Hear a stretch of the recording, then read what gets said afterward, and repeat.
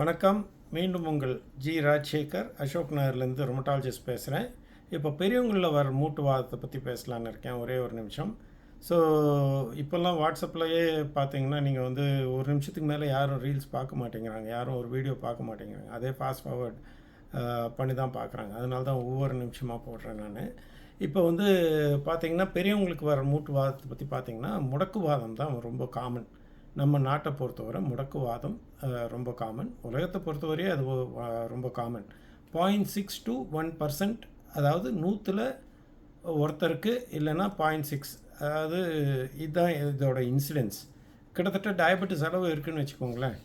So இது எப்படின்னா அந்த சின்ன மூட்டுக்கள், விரல் மூட்டுக்களை பாதிக்கும்.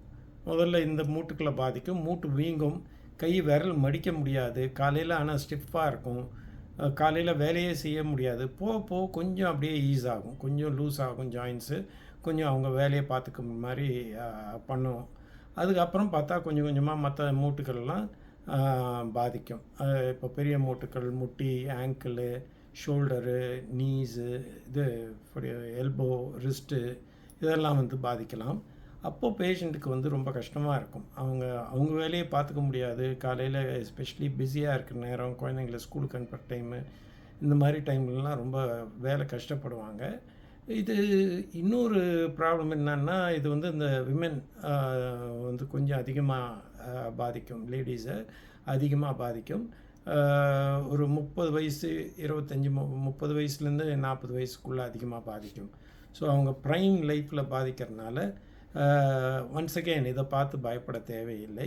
இது எவ்வளோ சீக்கிரம் நீங்கள் வந்து வைத்தியம் ஆரம்பிக்கிறீங்களோ அவ்வளோ சீக்கிரம் உங்களுக்கு ரிலீஃப் கிடைக்கும். ஃபஸ்ட்டு 6 மந்த்ஸில் ட்ரீட்மெண்ட் ஆரம்பித்தா நம்ம ஒரு க்யூரை கூட எய்ம் பண்ணலாம். மூட்டுவாதத்தை குணப்படுத்த முடியாது, நீங்கள் வந்து லைஃப் லாங் மாத்திரை சாப்பிடணும், இப்படி கிடையாது. இது எவ்வளோ சீக்கிரம் வரீங்களோ அவ்வளோ சீக்கிரம் நம்மளால் அதை கம்மி பண்ண முடியும். ஸோ அடுத்த வீடியோவில் இதுக்கு என்ன ட்ரீட்மெண்ட் இருக்குது, என்ன செய்யணும், என்ன செய்யக்கூடாதுங்கிறத நான் சொல்கிறேன். நன்றி.